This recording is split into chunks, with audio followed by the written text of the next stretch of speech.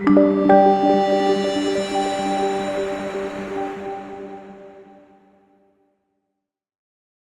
this episode of the Fanatic Mindset with Tselane Lepono, I chat to Tselane Lepono, a South African IT security consultant and businesswoman. With a deep passion for shoes inherited from her brother, Tselane founded exclusive luxury shoe brand Umzee. 12 years ago, Tselane traveled to Brazil in search of unique, quality ladies' shoes to sell to friends and colleagues, never imagining it would spark the journey of a world-class brand. Today, Umzee stands tall with a flagship store at the Nelson Mandela Square and an online store with a handbag range just around the corner. This is the story of a woman who not only followed her passion, she refused to give up. Tselane has created a luxury brand the world is starting to fall in love with. Hey guys, welcome to another episode of The Fanatic Mindset with me, Tselane Lepono. Today, I am so excited and so honored by my guest. By the way, this is season 2, episode 1. And let me give you a little bit of a hint on who my guest is. Look at the shoes. My guest today is Tselane Lepono. Tsele, welcome so much. Welcome. I'm so excited to have you today. Thank you for having me, Tselane. It's so exciting to be here. Yeah. I've been waiting for this day, and thank you. Yeah, you're here. It's finally happening. So let me tell you a little bit about Tsele. She owns a brand called Umzee, who at the moment specialize in these incredible, beautifully crafted, beautifully created. A lot of them are leather shoes, but I mean, you now have gone outside of the leather realm. But what I love about Umzee shoes is that you will know when someone is wearing Umzee shoes. They are so specific and they're so distinctive. And so you are the brains behind the business. You are the strategist behind the business. You are the MD, you're the CEO, you're everything on Umzee. And you're even the model on Umzee. Please tell us, where did Umzee start? How did it come about? Always loved shoes from an early age. So I've been that girl who always loved wearing different shoes. For instance, when I was in high school, we were allowed to wear brown or black shoes. So I would just wear black shoes. And there was a brand called Bossy, and they had very nice loafers. But mine were Kappa, so I always made it a point that, no, mine are not bossy. So that's how much I've always loved shoes. So you can imagine from how teenage, old were you? Like I was 13. Gosh. So, yeah. And the inspiration comes from my brother. He loves good shoes. Oh, wow. So because he's been my inspiration, I always learned that a girl needs to wear proper shoes. Sure. So that's where it's coming from. Is this an older brother? Yes, older brother. Okay. 8 years older than me for that matter. Okay. Yeah. Umzee, fast forward, this is where Umzee came about. Yeah. I used to buy a lot of shoes from all the importers locally, all the stores that you know. Yeah. So I think as time went by, I realized that we are all wearing the same shoes. Yeah. So I decided to try and get something, especially being a corporate girl, to try and bring a little bit of excitement because we are known for wearing black or brown shoes. And I was like, oh, we've been doing this forever. But I mean, your creativity comes through even in the glasses you're wearing. Like, you are clearly the type of girl who, even in your simplicity, you'll have just that pizzazz that makes you stand out a little bit. I suppose that's probably what the shoe thing was for you. It was that hunger of like getting that extra little. And it shouldn't be too much. So, in 2013, after I had my last born, I just decided to go to Brazil and said to myself, you know what, let me just try to bring something different. Let me see what Brazil holds. So I went to my shoe closet and I looked at my shoes and I'm like, okay, they are all from Brazil mostly. Wait, how did you figure out that they were all from Brazil? I think it's because did you like take the brand and you Googled and... The thing is, you just I already knew about them. Okay. So I could see the difference between the Brazilian and the Italian shoes. Wow. And when I looked at our structure as Southern Africans as a whole, I realized that, okay, Brazil will work better for us because Italian shoes are slightly narrow. Yeah. So that's how the decision to start in Brazil started from. So I went to Brazil, fast forward, I went to Brazil. When I was in Brazil, I didn't even know anyone. I just researched through Google. First mistake, I went to a wrong city. The shoes were scary. It was something that I didn't expect. I can't even explain how traumatized I was. So you literally just left home and said, I'm going to go to Brazil looking for shoes. You didn't even know where in Brazil you were going. Or you thought maybe it could be a certain city, and then it turned out not to be that city. Yes, I knew that in these different countries, when you saw something, you will find that they specialize per region. Okay. So I went to a region which was known for shoes, only to find that it was for local shoes. Not the export market. That's how it started, you know. Okay. And the next trip, I went to the right export region. Wait, so then you go to Brazil, you go to the city, you're like, oh, this is not it. You go back, you come back home. So trip wasted. Yeah, I tried to, you will try to make financial sense out of it. I'm like, no, I got to find something that's going to work. Yes, I did. So I just said, as long as I can cover the trip, that is okay. Yeah. So I did that, and I went back the following month because I didn't believe in defeat. I said, no, there's no way. And when you went, sorry, I keep disturbing you, but I'm intrigued. When you went with the intention of buying shoes that you were going to resell. Yes. Okay. It was intentional. I spoke to a few of my friends, my colleagues. So I just did a little bit of market research to make sure that, well, this is viable. So I already had people who were ready to buy. Okay. Yes. Okay. So then you go the second time. Second time I went there, and the funny thing is, without knowing Brazilian Portuguese, it felt like it was a trip guided by God. Amen. The minute I walked into the airport, I just said, okay, now this airport is big. I don't know what to do here. The language barrier and everything. I went to information desk. The lady closed down the desk, walked with me. You know, when everything was so directed, everything worked out perfectly. Sure. Until I got to the factories, it was like, it was quite a journey because from Sao Paulo, it was about 2 hours flight. Sure. So that was quite far. Sure. But when I got there as well, a lot of people didn't speak English. But for some reason, we could communicate. Sure. And I ended up getting the shoes that I was really looking for. So that's how it started. So at the time, what was the mindset? Were you thinking to yourself, I am starting my own shoe shop? Was it like, I'm starting my own shoe brand? Was it just, I want to see if people would buy? Like, what was going through your mind? I'm a very practical person. Okay. So for me, it was experiential.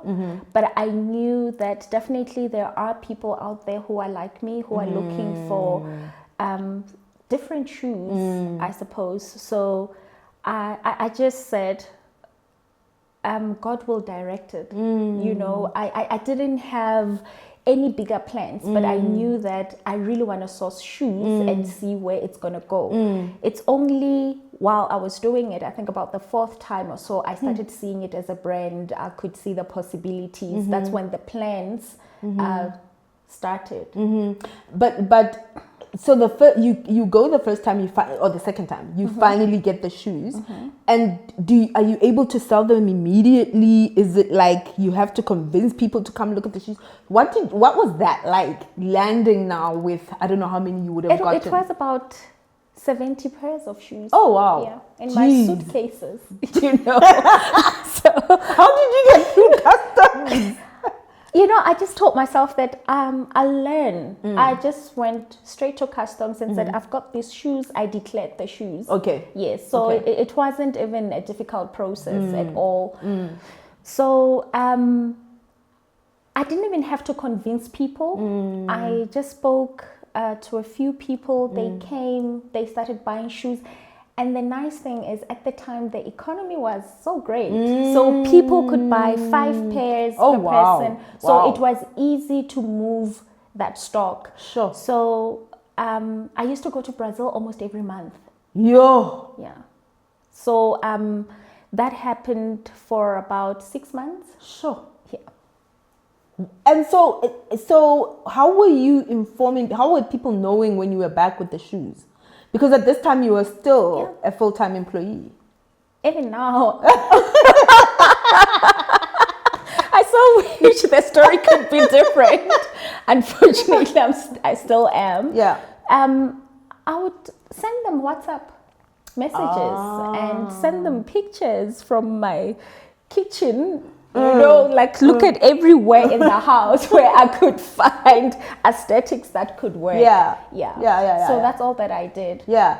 And then how many years ago was this again? Shoot, this was 2013. Sure. So that's almost 12 years. That is almost 12 years. What do you think in the 12 years has been your biggest lesson? Planning. I would say planning. Wow. Because from their first experience, you know, you can just Google and think that, oh, I've got this out, you know, I've traveled before, there's a bit of experience, but without proper planning, when you execute without a plan, that's where things go wrong. Things go wrong, absolutely, yeah. Okay, so a typical plan for something like this would be, okay, I've got to plan the trip, I've got to plan the costs, I've got to plan... Are you planning like every little detail of everything? Exactly. And also, even the traveling time, because Brazil is quite big. So there were times when I had to be on a bus. Yeah. And I just thought that it's a 3-hour trip, only to find that it's a 6-hour. Oh my God. You understand? So it's all those little things that you have to be detailed. Yeah. Especially when you are doing it for business. Yes. I remember when we were doing we had many prep conversations, and one of the things you said was you started off, and it sounds like a very typical way or story for entrepreneurs, particularly in your sector. But I think I'd love for you to tell that story where you started off actually taking these shoes in suitcases. So now you've created you started, now you're getting your shoes from Brazil, you send them to people, but now you're putting them in suitcases. What was that about? I think it was just making it easy. Okay. And also accessibility. Yeah. Because if you buy them and you pack them in your bags, you knew that, look, I'm going to go home with them. Yes. And nothing is going to go wrong. Remember, at the time, I didn't even have the relationship with the factories. So it was also being in South America, where you don't even understand the laws. You don't know what's going to happen if you leave those shoes behind. So it was just making it simple, honestly. It was just being experimental, you know. And as time went by, I realized that from 2 suitcases, it became 4, 4 became 6. It was it was a disaster because I would be that girl at the airport with suitcases falling off the trolley. And traveling alone. Yes. I was traveling on my own most of the time. Yeah. So tell me, fast forward, Umzee is now, at the time, Umzee was a concept, if I can put it that way. You were bringing shoes in, they were beautiful, but it wasn't the brand that it is now. Firstly, this is a question I've kept for this moment. Why Umzee? Where does that name come from? What does it mean? Okay, so Umzee stands for Umi and Zuri. So I've got 2 sons. they've got Swahili names. So I started playing around with the names to think of a cool name, something that everybody can pronounce. So it's like, oh, Umzee, not bad. So and that's it's quite catchy too. Yes, that's where the name That's comes where from. the name comes from. So you and your husband are both from Lesotho. Yes. Why would you choose Swahili names? I think we are very flexible people. Okay. And what we decided, we said, okay, what was the most spoken language in Africa? And we said Swahili. There's also this saying that as Southern Africans, we originate from the East. Yeah. Which is somewhere in Kenya and Tanzania. Yeah. So we said, okay, maybe let's go back to our roots and name our kids Swahili names. I have to know, what was the reaction of the parents? Because parents, like I have my kids, both my kids have 3 or 4 names each because his dad had to give a name, my dad had to give a name. There's a name that we liked, there's a name that I liked. How did your parents react to this?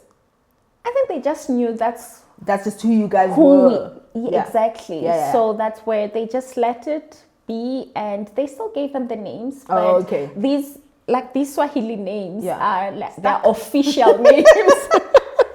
Well, I mean, look, it served you really well because now Umzee is not just a name; it's a brand. Yes. Tell me about that.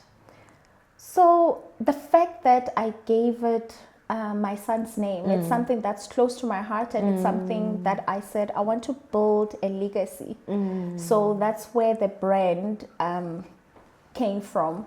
So everything had to be intentional. I said, okay, these are my son's names. So I can't be seen to be messing this up. Mess it up. You know, so that's where it started, and I just said, let me build a brand. And I think it just grew, the demand. It was the people, and for me, this was who I am, the kind of shoes that I like. And I believe in building a business on something that resonates with you. I love that you went there. Because the name of this show is called The Fanatic Mindset. And the whole concept is that we are all fanatical about something. And if we tap into the thing that we're most fanatical about, magic happens. Absolutely. And that's what's happened with your story. So that's why, you know, when I looked at your previous podcast, I just said, how about we sponsor you with shoes every time? Hallelujah, hallelujah, hallelujah, hallelujah. I've just gotten a sponsorship. Look at my shoes, you guys. Look at my shoes. I'm going to be doing shoes sponsorship. Hallelujah. Okay. Wow. So because you are so intentional about what you do, and this is what Umzee is all about. We love authenticity. Authenticity. And that's why we just decided that from now on, what about we sponsor Tselane with the shoes? Yay! She wears Umzee shoes. Yay! You know? Yay! Yay! And you know what I love about Umzee shoes is, again, I think I've said this already, it's so distinctive. I don't have to know that somebody has bought Umzee shoes for me, like for a fact. But I can see people on social media and I'm like, that's a pair of Umzee shoes. And I think that's what the power of the brand actually is you haven't just been able to differentiate from the perspective of maybe price, and we can talk about price just now, or brand, because a lot of you know, shoe producers, it's almost always the same style and differentiation is difficult. But you have been able to differentiate from a design perspective. Where does that come from, and how have you managed for Umzee shoes to be so distinctive in the way they look? Like what you've said before, all the designers, or let's rather say most of the imported shoes locally, they look the same. Yeah. I think it's about safety thing. Where the buyers will buy something that they know people are used to. Because once you start differentiating yourself, it's a risk. Absolutely. So it's not a lot of people Yeah. who can stand up for that risk. Oh, so yes. we said as Umzee, we know definitely, Yeah. even if there's only 1% of women who are looking for those unique shoes, they are there. Definitely they are there. So let us serve that 1%. It's Sure. okay. Sure. And it's actually, I mean, if you look at the number of people that are buying your shoes, I mean, I don't know what the percentage is. It's neither here nor there, but I feel like it is people that are representative in every way, not just in terms of that style of shoe, but in every way, what and who Umzee is. Do you find that with your customers? Absolutely, it's like that. The other day, I was talking to the ladies at the store, Yeah.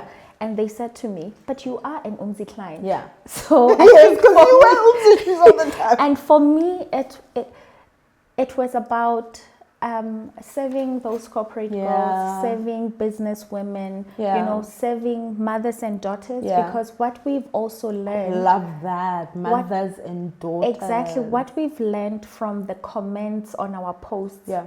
on the socials, Yeah.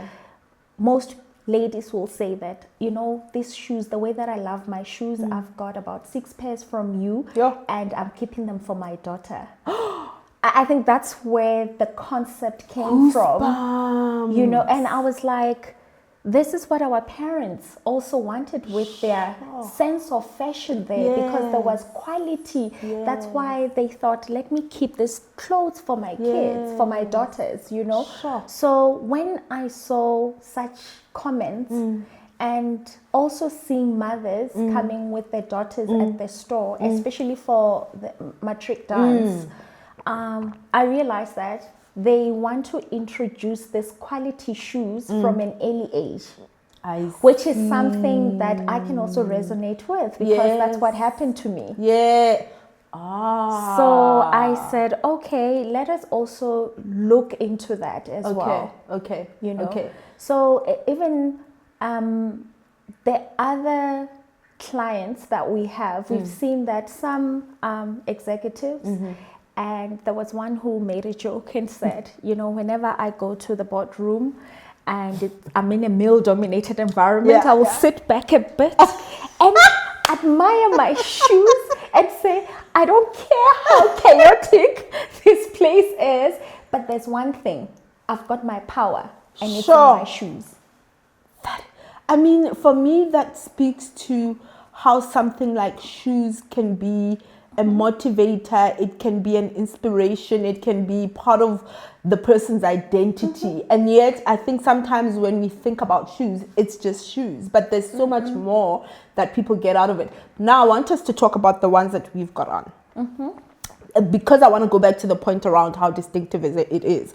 You actually named the shoes, am I right? The Umzee specific ones. Yes, the Umzee brands, yeah. So right now, if I understand correctly, you started with a business where you were selling just Brazilian brands, and now with Umzee, you have Umzee branded shoes. Yes. So we launched the branded shoes in 2022 when we opened the store. Wow. So, and this is where the Umzee brand came from. Yeah. Most of the clients ended up saying, these shoes, I can find them at other stores who import Brazilian shoes. Okay. So we said, okay, now it's time to represent the Southern African women, because some of these designs didn't work for our type of feet. Yes. Most of us have wider feet. Yes. And we've got bunions, yes. We've got so many issues, Yeah. And I said, okay, let us see if we can come up with designs that will cater for all these issues. Let us solve the problem. So that's where the concept of the Umzee brand came from. So because now we had a store, people were coming in, fitting their shoes, then we realized that, there are lots of issues that most of these brands are not catering for. So we started working on solving these issues through our designs. Wait, so, oh gosh, there's so many ways to go with this conversation. I'm so excited. So, they are, when you talk about our designs, the Umzee branded shoes, you partly design those. Yes. So, you literally sit and design shoes? So, we work with the designers from these factories. So what we'll do is, we are not yet fully designing. What we try to do is to use what they have. So the heel style, the size, the last of the shoe, then the few accessories. So we try to put them together the way that it will work for us, for our brand. Market. Yes. So sometimes it's a bit difficult because they don't believe in our designs. They will tell you that, oh my goodness, what are you doing? What's that accessory on that kind of last, you know? But I think with the relationship that we've built over the past 12 years, they slowly opened up. And some of the designs now, they are fully fledged Umzee designs. So they agree, they will say that, okay, yes, we can do this design even though we don't have the accessories, we don't have this and that. But now the relationship has grown so much that they try to meet us halfway. Accommodate. Absolutely. Okay, so then you talked about the store. Let's talk about the store, because I think, you know, a lot of the time when Black entrepreneurs talk about a store, we don't appreciate that we also belong in the Sandton cities of the world. The store is in Sandton City. The thing is, maybe I've always looked at it from a different perspective. Okay. I said, if you're building a brand, and I'll go back to the names and say, these are my son's names. So if I do it, I have to do it properly and strategically. So being in Sandton basically means accommodating our Southern African clients and other global clients, because most of the tourists are there. And we've seen that people from other SADC region, they go to Sandton when they shop. All the time. So all the time. It was more of a strategic point. Idea. Yeah. Exactly. So in accommodating sort of the SADC region, you found that being in Sandton just makes sense. Absolutely. But also that's why for me, I mean, when somebody says Sandton, the first thing that comes to mind, and certainly the first thing that came to mind when I thought of you being in Sandton is, oh my God, she's making a lot of money. But in your being strategic, I think even the size of the store, let's talk about how you actually chose that particular position and the size and all of the considerations you had to go through. Okay, so it's amazing because we started with a much bigger store. Okay. But it was a little further down.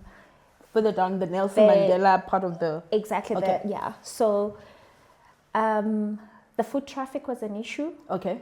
But we really loved the store because it was bigger. So even the difference now with a smaller size, but it's the location of it, it's more visible. It's slightly visible than the previous store. So it doesn't even make much of a difference. But having that kind of a store which is slightly smaller, it actually helps us a lot because we don't even have a lot of designs. Every time we have a collection, we try to make it limited a bit. So that's why when that store works for us now, you know. And I mean, I can attest to that because there have been a couple of times I've tried to buy a pair of shoes that I was absolutely crazy about, and there wasn't a size. And even now, when I went into the store to get these shoes, I was like, oh my goodness, please let there be a size. And I was looking at other kind of options, and there weren't sizes on some. Tell me about the decision around that, because how does that impact your relationship with the clients? Is it not something that clients get upset about? They do. They do. But unfortunately, if you want to be exclusive, you don't want to sell shoes like you are mass producing them. So the exclusivity thing is what makes it. Exactly. And the other thing is also the risk. Yeah. I don't know, for some reason, I always see people importing like a container of shoes, and I'm like, oh my goodness, I don't see myself doing that. Yeah. But we are controlled by demand. So we keep the data, we see the demand, and we increase the sizes based on the demand. Yes. So it's not something that we're saying, look, we've got about 50 pairs in size 5 or in size 4. No, our model is not like that. You know, one of the things, now that you say that, one of the things that I really liked when I was there was how, as soon as I looked at pair, I looked at a pair, I liked it, there was no size, but the ladies in the store immediately offered something else. So it's almost like you're locking the Umzee client into the brand. Is that something that is that part of that training? Yes. Okay. It's part of our training, because remember, with the shoes, you'll find that the ones that you're wearing, we've got about 5 different designs in the store. It's the same last. Yeah. It's only, the difference is only the detail. Okay. So it's still the same shoe, but it looks different. Yes. So we also try to teach our clients that, so that they understand from the last of the shoe, and to see that, oh, this is almost a similar shoe. Okay, can you tell me what last is? Because I think it's last, the fifth time I'm you said sorry. it. Now I'm being too technical. So last, there's that model that they built. Oh, okay, Have you seen that wooden? Yes, that wooden where they actually built the shoe around it. Yes. They will cut the leather. Yes. So there's patterning in shoes. Yes. So they will cut the leather according to the pattern of the shoe. And then they start fitting it onto the last, and that's where they start building the shoe from. Wow. Yes. So that's why you'll find that some people will say, "Oh, I love your heels, but they are too high. Can I cut them?" That's a big no. You can't, because the heel is built to be comfortable for that type of a last. So when you cut them, now you are changing the entire design of the shoe, and the comfort is not going to be the same. Yeah. So, I mean, I want to go back. I wanted to talk about the shoes you're wearing, and I want to go back and talk about those. So something like this is quite a distinctive pair, right? And because I'm quite a muted person from a fashion perspective. I'm not out there. These did feel like a little bit of a risk, and then I put them on, and I was like, hold on.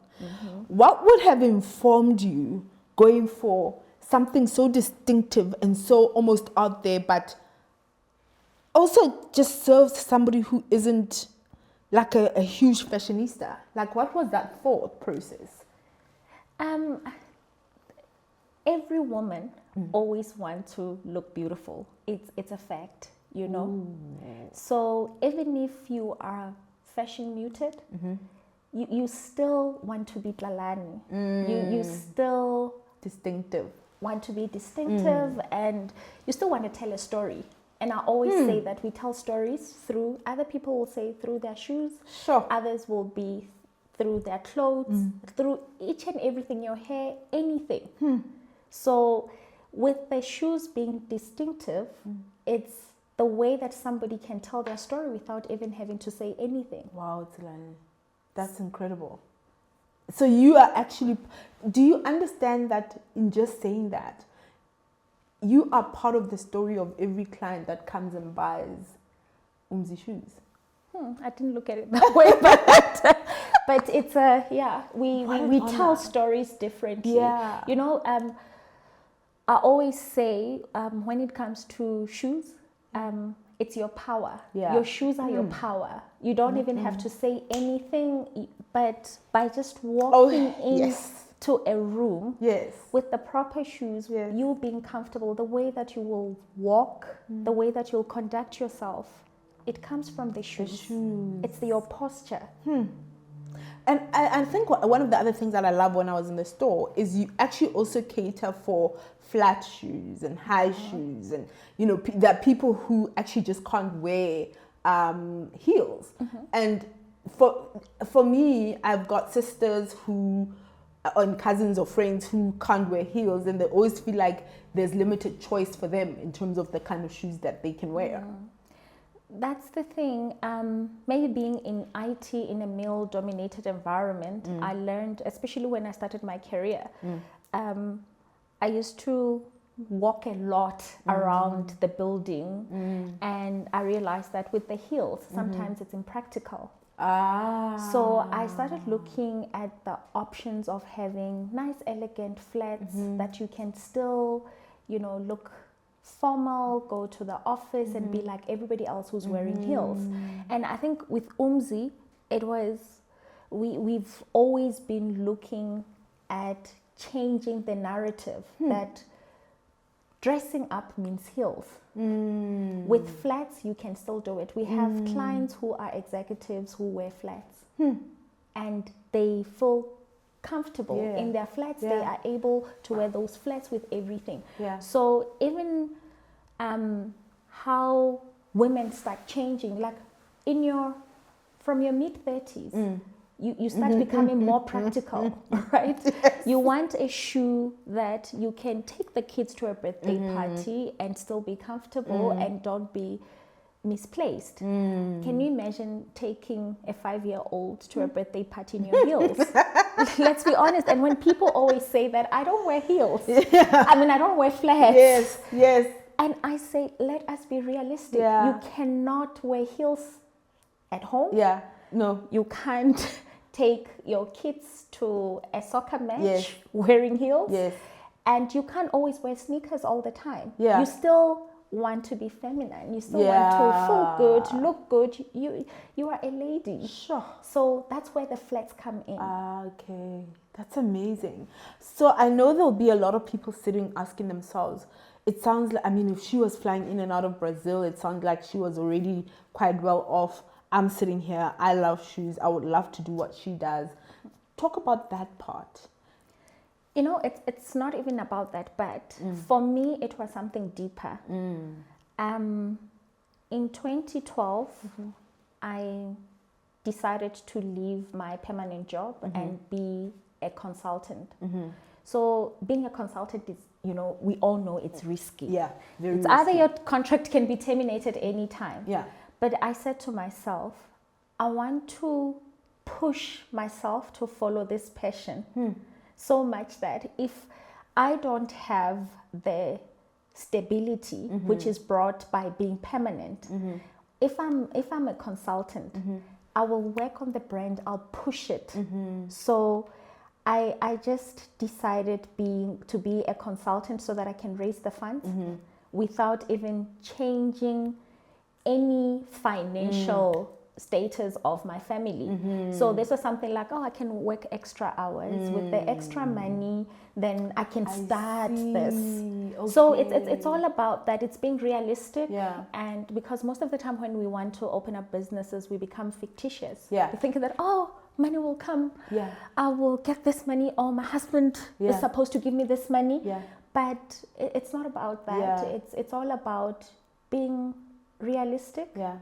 And that's how I did it. I became a consultant so that I can raise the funds to start the business. Because of course, as a consultant, you determine for yourself how many hours you get, and therefore your salary is almost something that you can plan for ahead of time. Exactly. So at that time, it was still easier where you could work more hours and get paid, and there were lots of projects. So it was a bit different. But even in the current, landscape, we can still do the same thing. Maybe you can say, instead of buying something expensive or, going for massage every month, let's save that money. Let's compromise for a year.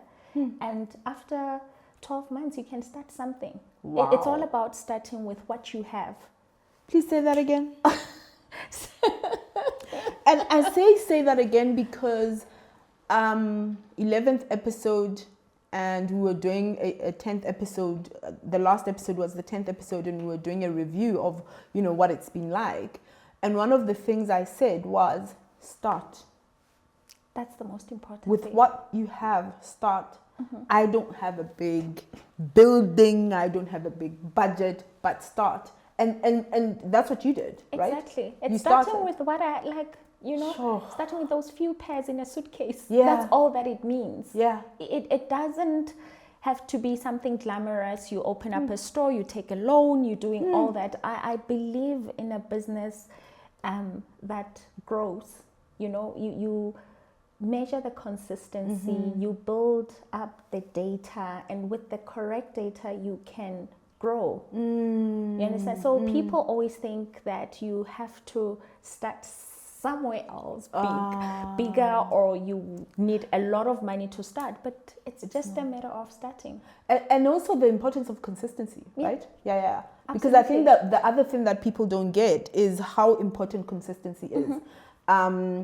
In a world where you've now gotten clients who are used to you bringing a new collection every month or every 2 months, when you suddenly stop that, you've lost that consistency. Yeah. So I want to talk about Tselane, the woman, the businesswoman, right? I mean, we've already spoken a lot about some of your principles and your thoughts, but you started off as an employee working for corporate, like many of us did. Then you have now gone out to become not just a corporate person still, but now you're a businesswoman. What impact in your own community, with your people, with your friends? What do you feel like? What has that done? Even with the kids, because now you almost have a second job. It's true. It's not that easy, especially when you have to juggle between the two. I would say the two careers that you're building for yourself. Yeah. But what I always say, we have 24 hours in a day. I know that sounds so easy, but within the 24 hours, sometimes when you get home, yes, you have time for the kids. Yeah.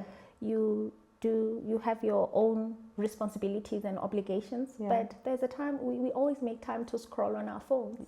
Yeah. So that hour or the 2 hours that you scroll on your phone, it's the time that you can work on your business. Sure. It's the time that you start thinking of the content. Sure. It's the time that personally I used to research about shoes, to work on the new collection, and it will start with the 2 hours, an hour or two, but as time goes by, you'll have to sleep at 1 o'clock in the morning and still wake up at 6, go to work. So it's all about the vision, the drive, and also the sacrifice, because you have to sacrifice. And this is what people around me, they know that, and I'm so grateful because they are supportive. Sometimes I'm not a good friend because I can't go out with you as a friend because now I have to travel, I have to go to Brazil, or I have to be at the store. So it's people end up accepting you for who you are, and they also understand that you are building something that will have an impact not just on people close to you, but now there are families to feed. Because So you've got it's people more- working in the store. Yes, it's more of a responsibility thing. And honestly speaking, I don't look at myself as a businesswoman. I just see myself as somebody who is building a brand that can have an impact, and especially for other women. And now that we have a lot of young women who think that, oh my goodness, I'm just going to marry this guy one day.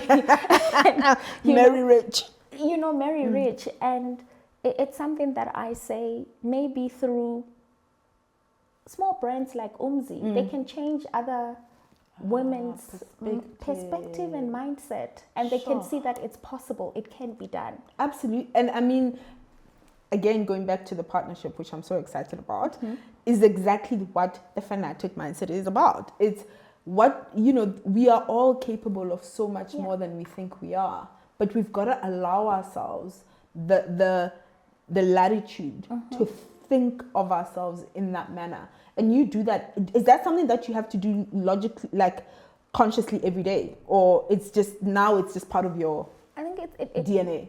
It becomes part of your DNA. But remember, in everything, you start first by training yourself, doing it. And now with the consistency, that becomes part of your DNA. So you'll start building those few habits, and you end up living them. They become part of you.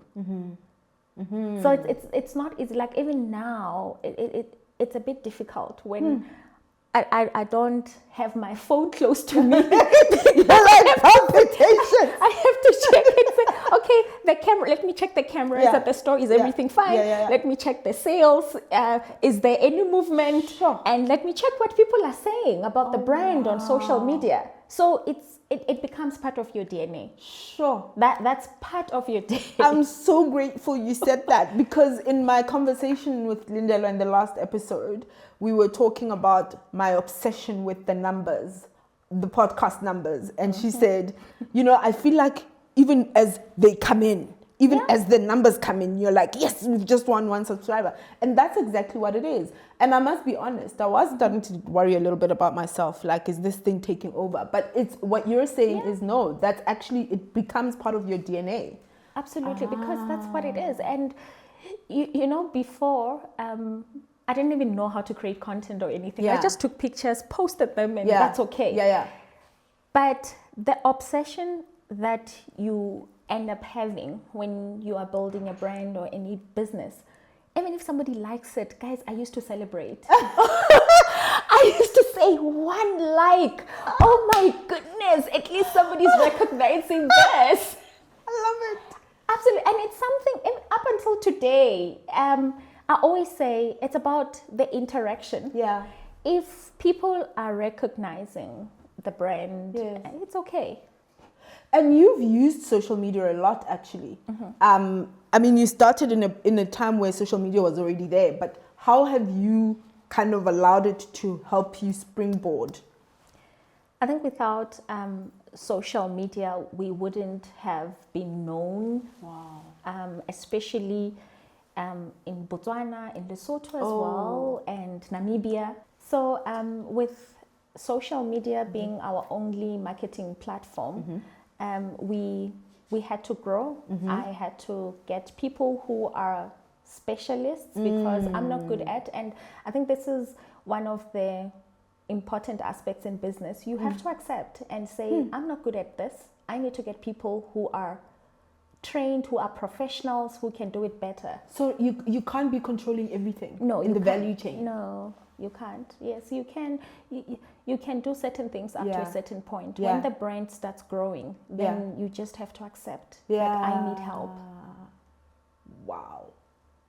And so that's what you did with your social media. That's because what I did. You grew from, I don't know, I think when I first saw you on social media, you might have even been on like 10,000 or maybe even 5,000, but you grew. Now you're like growing every day. You're getting more social media followers. Yes, and now that helps us a lot with working with people that are professionals. Yeah. Now I've learned new things like conversions. I'm now obsessed with conversions.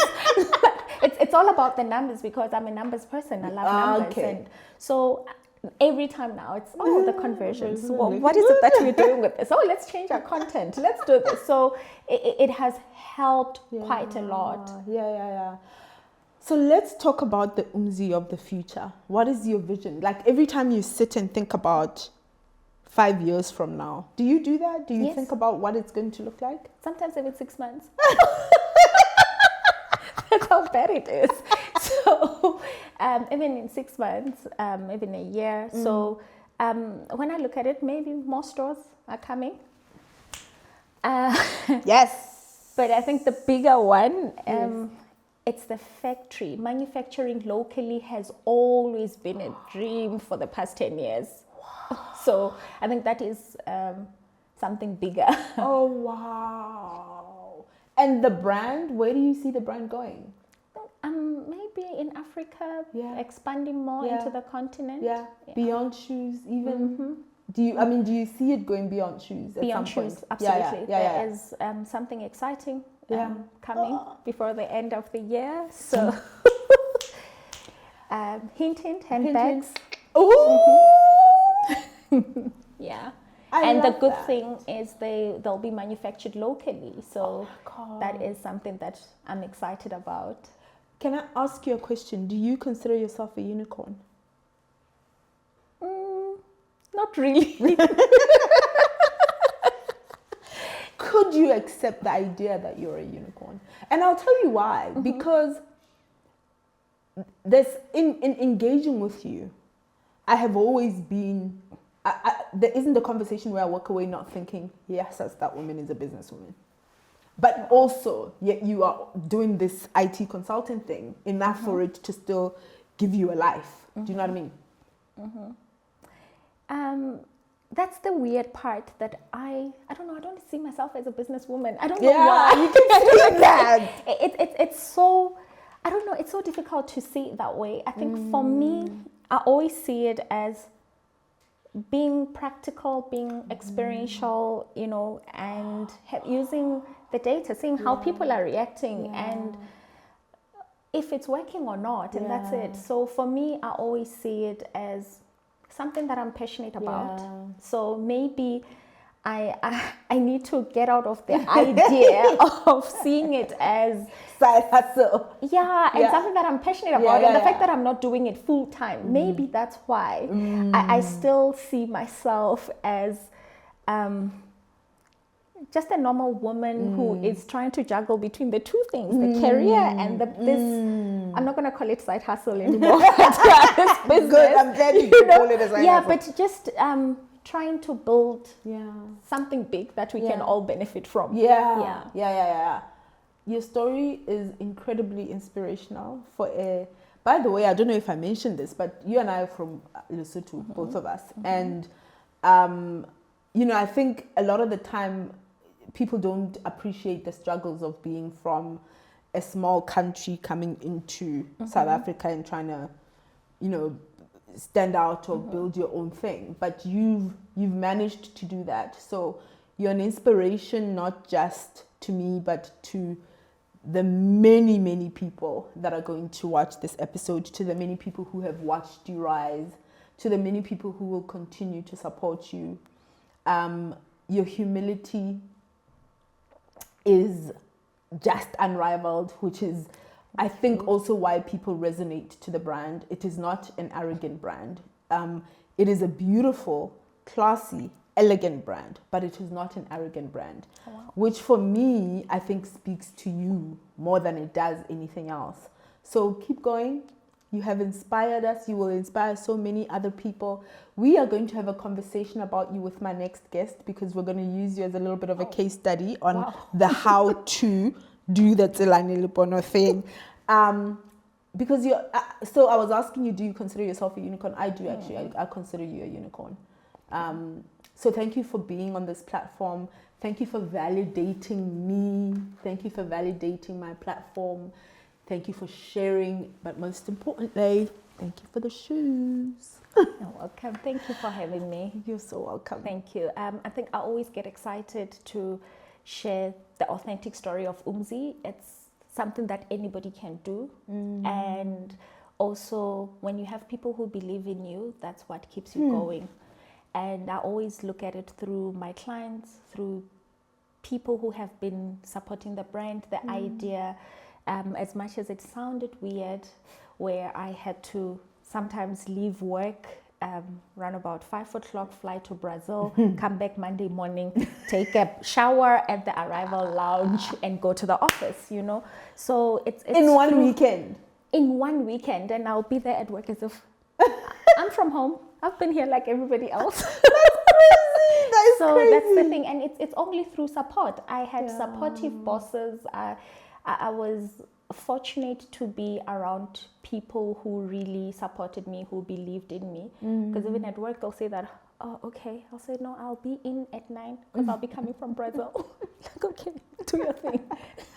As long as you're here, it's fine. Yeah.